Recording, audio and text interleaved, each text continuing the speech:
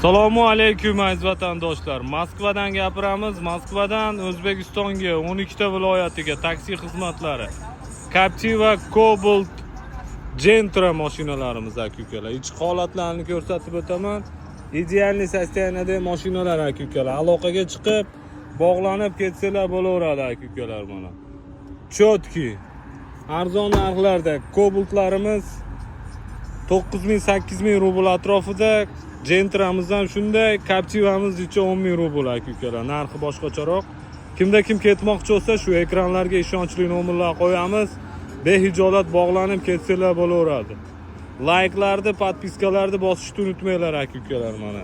Polniy obzor qilib beraman, mashinani hozir aylantirib kelmoqchi bo'lgan aka-ukalarga eng ishonchlisini taklif qilamiz aka-ukalar.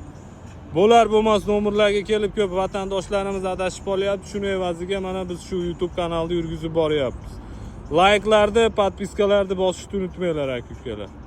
Sog' bo'linglar, salomat bo'linglar. Ekrandagi nomerlarga tirs like'lardan urib olinglar aka-ukalar.